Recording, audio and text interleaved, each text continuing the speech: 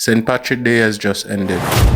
While Boston was suffering from hangover, something much worse was going on inside the Isabella Stewart Gardner Museum. The night guard was persuaded to let them in by two men posing as police officers. After overpowering the guards and tying them up, they spent the next 81 minutes methodically choosing their loot, which included 13 precious pieces of art, including paintings by Degas, Vermeer, and Rembrandt. Then without warning, they disappeared into the darkness, a somber reminder of the atrocity that surrounded the world.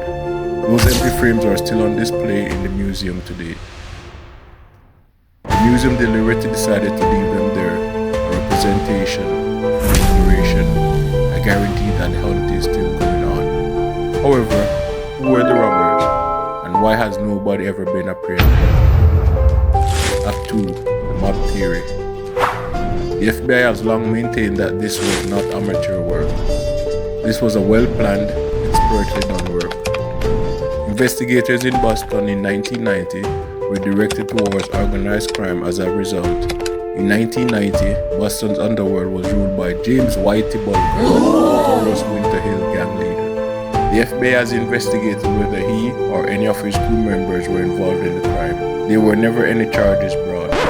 However, the circumstances continues to expand. The long-standing security director of the Gardner Museum, Anthony Amor, has openly stated that organized crime. The layout was known to the robbers. They were aware of their desires.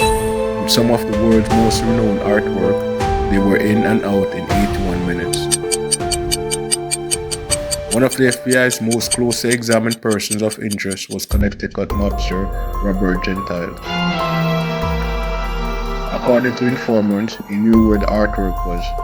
When authorities raided his house in 2012, they discovered something startling: a handwritten list of his stolen artworks, together with their estimated black market prices. However, the paintings, nowhere. Everything was refuted by Gentile. In 2021, he passed away with whatever knowledge he had. He was never charged in relation to the theft. What a save!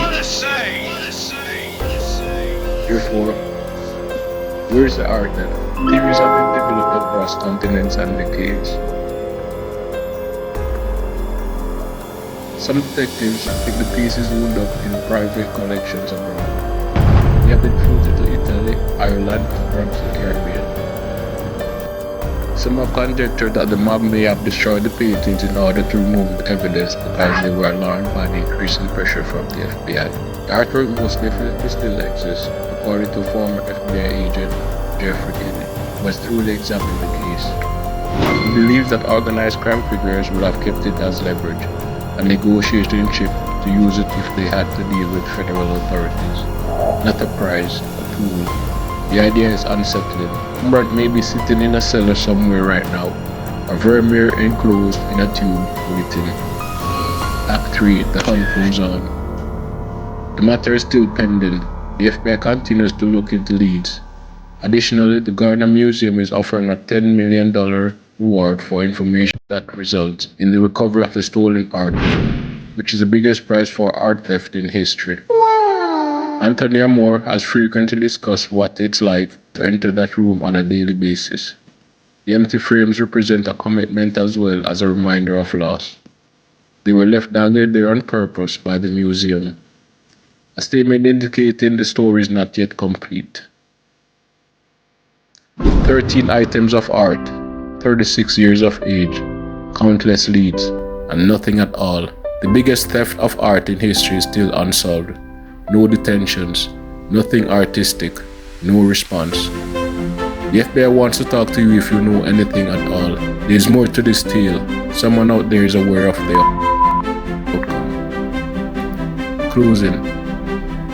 The frames remain in place, waiting. I release new videos every week, so please ring the bell and subscribe if you want to see more stories like this. And let me know in the comments where you think the art is. I read all the theories. And remember, good vibes only.